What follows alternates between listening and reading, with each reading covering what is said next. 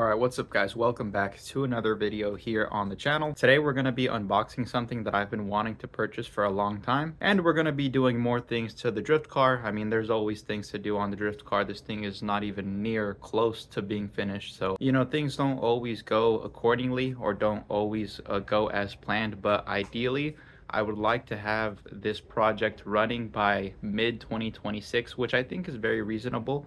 I'm still in the works trying to get a engine for this car. I have now pinpointed and figured out what engine and transmission combo I'm going to want to do for this car. I've been trying to look for a 6.0. You guys know the ideal engine that I want for this New Edge Mustang project drift car is a 6.0 LQ9 out of a old early 2000s Chevy Suburban or Tahoe, because those are the iron block 6.0s. And so overall, those early 2000s 6.0s have stronger pistons, connecting rods, crankshaft. And so that's why I've been trying really hard to get a hold of a good complete 6.0 with all of its accessories. But those engines are a lot rarer than the 4.8s and 5.3s, and so it's kind of hard to find a good one that's priced reasonably. And so ultimately I've concluded that if I cannot find a good 6.0 that's complete without any major issues, I'm probably just going to be obligated to get my hands on a iron block 5.3, which is pretty much almost similar to a 6.0. The 6.0 is just a bit better and a bit stronger because of its internals, but the 5.3 engine is still a very strong engine, a very good iron block engine that handles boost rather well. And so if I don't have enough patience or luck to find a good 6.0, I'm probably just going to end up buying a complete 5.3 with accessories. And for the transmission that I want to run in this car, I was contemplating all my different options, and ultimately I chose the CD09. Based off of what I've heard from other people, the CD09s seem to be pretty good transmissions that are pretty strong and handle power pretty decently. And so those are basically the plans for the powertrain for this project car right here. Either 5.3, maybe a 6.0 if I get lucky, and a CD09. But anyways, that's enough yapping. Let's go ahead and unbox this item that I have right here, which I'm pretty excited for. Again, this is something I've been wanting for a long time, and now I'm finally gonna have one. So about a week ago, I went ahead and ordered this Nardi steering wheel right here. Honestly, looking back in hindsight, I probably should have waited it out, because I could have got this for cheaper if I would have waited one more week for Black Friday. So I kind of did miss the mark on that one, but regardless, I am really excited to finally have a Nardi wheel. I would say in terms of steering wheels, Nardi has always been my favorite brand.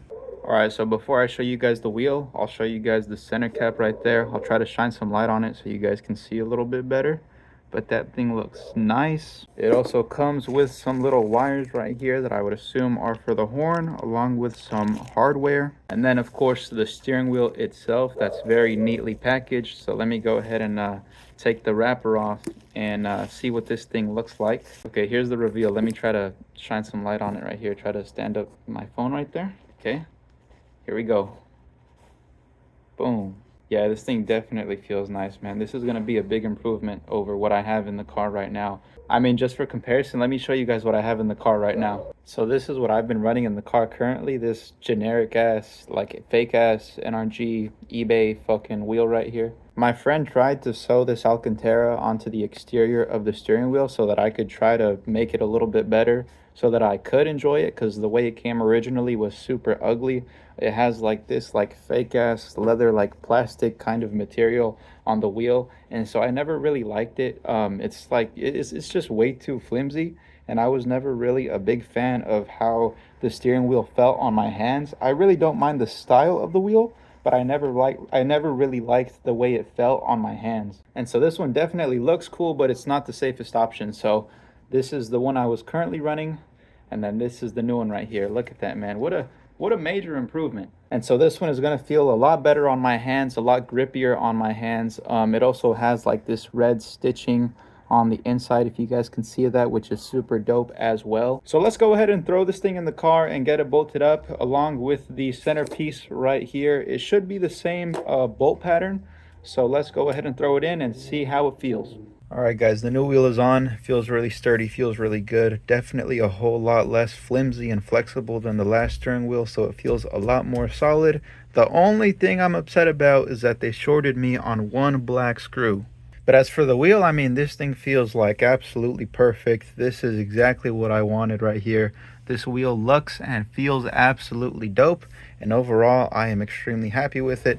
I'll give you guys one more view of the wheel from the outside right here. That thing looks damn nice, and I really like that the red stitching actually matches with my seats.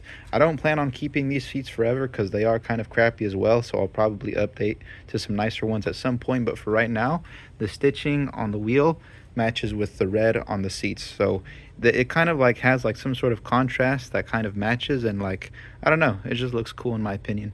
Alright, the second part of this video was going to be making some brackets for the front of the vehicle to hold everything together. But we're going to have to save that for tomorrow because it's going to be like 8 o'clock already. And I don't want to be like making a ton of noise with my grinder and my welder and all that stuff. I want to make some little brackets that connect to the front of the fender over here to the holes right here on the front bumper. And we're also going to have to drill an additional hole into the front fender right here because it's a little bit flimsy even though it is bolted down to the frame. And the idea behind making those brackets is that it's going to help hold up the front bumper because right now it's only being held up by that jack stand and a couple zip ties, but the zip ties alone do not hold up the weight of the bumper. So let's go ahead and skip forward to tomorrow.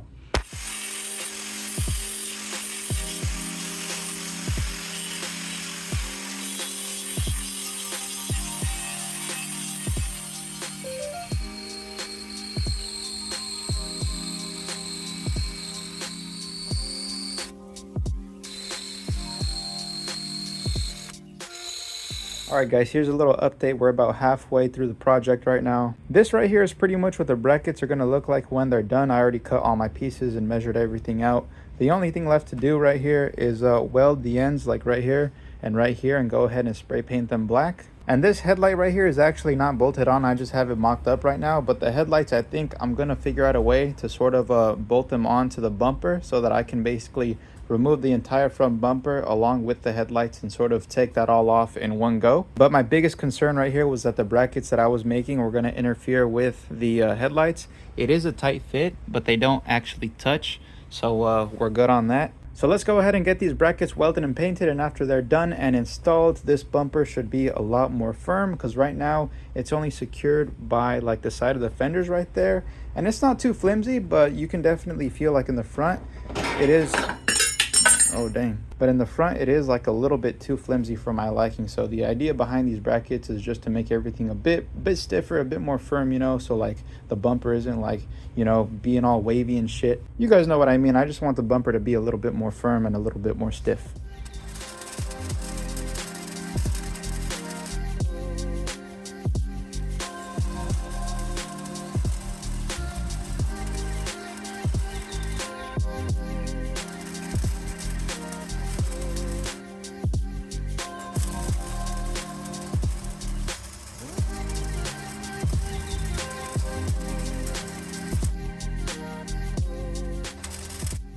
Alright guys, we're finally done. I'll give you guys a quick look at the brackets so you guys can see how this came out. Let me step back a little bit. Didn't come out too bad. I think the black paint really makes it look a little bit more clean, a little bit more professional, if that's what you want to say. The only thing that pissed me off is that the goddamn welds right here on this one, they didn't penetrate like through the metal, so this shit is like about to fucking break. The entire front bumper now has very little play. It feels very stiff and very firm, which is exactly what I needed. As you can see, I already took out that jack stand that I was using to hold up the bumper, and doesn't wobble all over the place anymore. It still has a little bit of play, but it's not too wobbly. And then right here, this is what I was talking about before. The front bumper has like these tabs that are directly under the headlights. So I think I'm going to drill some holes. This one already has a hole made right there so that I can bolt the headlights directly to the bumper and just take that all off in one piece. So let me go ahead and do that real quick, and then I'm going to close the hood so we can get a look at the car completely put together again. Finally, I feel like it's been so long since I've seen this car with the whole front end